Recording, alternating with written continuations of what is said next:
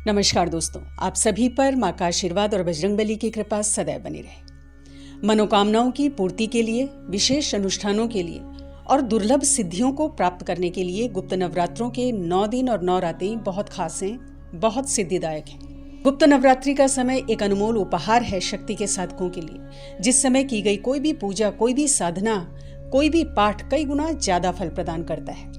तो ऐसे खास समय कौन से पाठ किए जाएं, किन मंत्रों का जप किए जाए, कौन सी साधनाएं की जाएं जो भक्तों के लिए अनमोल हो और जो उनके जीवन को दिव्य बना दे। तो इस प्रकार के बहुत सारे प्रश्न आप लोगों के हैं। साथ ही कई भक्तों को इस बात को लेकर संशय है कि गुप्त नवरात्रों में किस मंत्र का जप सर्वश्रेष्ठ होता है, कौन सी महाविद्या की साधना उन्हें करनी चाहिए। तो आज इन्हीं सभी विषयों की जानकारी के ऊपर हम बात करते हैं।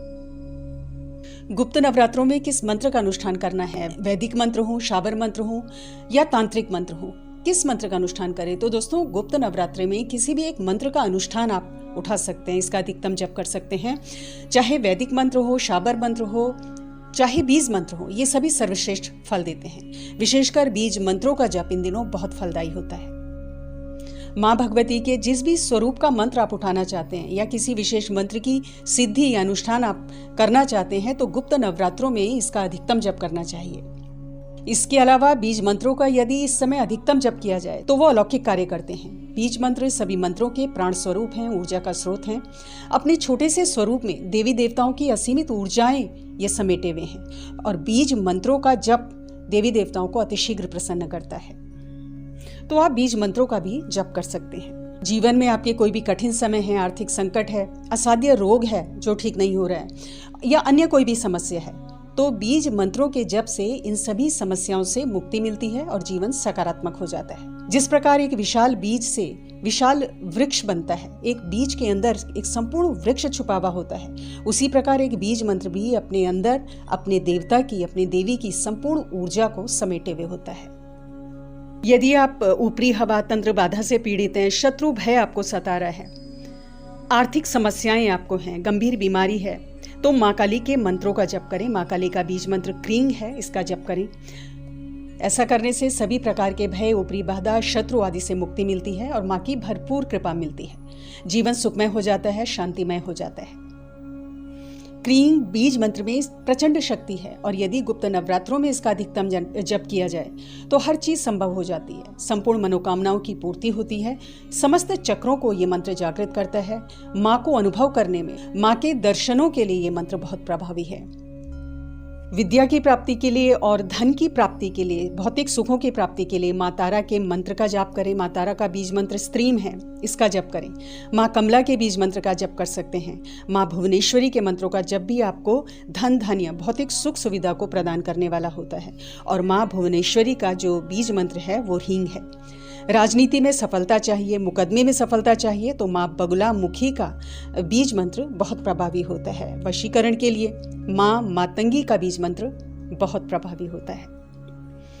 इन बीज मंत्रों का जप कितना करें या किसी भी मंत्र का जप आप कितना करें, ये आपकी सामर्थ्य के ऊपर है। देखिए, एक जो संपूर्ण सिद्धि के लिए जो एक प्रथम चरण की सिद्धि होती है, उसके लिए 1.25 लाख, लाख या 1.25 लाख, इस प्रकार से आपको मंत्रों का जप करना चाहिए। जैसे 1 लाख जप का संकल्प आप बीज मंत्रों में ले सकते हैं उनकी सिद्धि के लिए। अलग अलग विधियां हैं, कहीं 2 लाख है, कहीं 5 लाख है, 7 और 11 लाख का भी विधान है। क्रींग बीज मंत्र सिद्ध करने की विधि के ऊपर हमने वीडियो बनाई हुई है, लिंक डिस्क्रिप्शन में दिया हुआ है, आप इसे जरूर देखें। शाबर मंत्रों की अगर आप सिद्धि कर रहे हैं तो गुप्त नवरात्रों में शाबर मंत्र तुरंत सिद्ध होते हैं, इनका अधिकतम जप करें। किसी वैदिक मंत्र की सिद्धि के लिए अनुष्ठान कर रहे हैं तो 51 माला, 108 माला, 31 माला अपनी सामर्थ्य के अनुसार 9 दिन का आपको संकल्प लेना चाहिए। कई भक्त ये पूछ रहे हैं कि किस महाविद्या की साधना सर्वोत्तम फल देगी गुप्त नवरात्रों में। तो जिस महाविद्या में आपकी संपूर्ण निष्ठा है, जिस देवी के जिस स्वरूप में आपकी संपूर्ण निष्ठा है, उसी का जप करें। एक सदै तो सब सदै, उस देवी की ही नियमित निष्ठापूर्वक जप करेंगे तो वही आपको सब कुछ प्रदान करने वाली होगी। सारे आपकी जो मनोकामनाएं हैं वो पूर्ण करने वाली देवी होगी। महाविद्याओं के सभी मंत्रों से संबंधित और उनकी साधना विधि से संबंधित वीडियो हमने ऑलरेडी बनाई हुई है, लिंक डिस्क्रिप्शन में दिया हुआ है, आप देख लें, आपको सारी जानकारी मिल जाएगी। महाविद्याओं की साधना अचूक फल देती है, लेकिन सावधानी बहुत जरूरी है। तो गुरु के मार्गदर्शन में ये साधनाएं करनी चाहिए। विशेषकर जो उग्र शक्तियां हैं, उग्र महाविद्याएं हैं, उनकी साधना आप तभी करें जब आपके पास किसी गुरु का मार्गदर्शन हो, गुरु मंत्र हो, और गुरु मंत्रों का यथासंभव जप करने के बाद ही ये साधनाएं आपको प्रारंभ करनी चाहिए, ताकि इनकी जो ऊर्जा आपके शरीर में प्रवाहित होगी, आपके चक्रों में प्रवाहित होगी, वो ऊर्जा आपका शरीर, आपके चक्र आत्मसात कर सके और ओवर एक्टिवेटेड ना हो। साथ ही भूल चूक की क्षमा याचना आपको जरूर करनी चाहिए। किस पाठ का फल सर्वोत्तम है, ये कई लोग पूछते हैं। तो किसी भी पाठ का आप जप कर सकते हैं। माँ भगवती के, दुर्गा सप्तशती के जो पाठ है, उनका जो जप है इस समय वो अचूक फल देने वाला है, किसी भी समय अचूक फल देने वाला है। और गुप्त नवरात्रों में तो कोई भी आप अनुष्ठान करते हैं कई गुना ज़्यादा फलदायी होता है। तो दुर्गा सप्तशती का पाठ आप कर सकते हैं, उसके जो अध्याय हैं उनका पाठ कर सकते हैं। दुर्गा सप्तश्लोकी, चंडी कवच, अर्गला और कीलक स्तोत्र, इनका पाठ बहुत फलदायी होता है।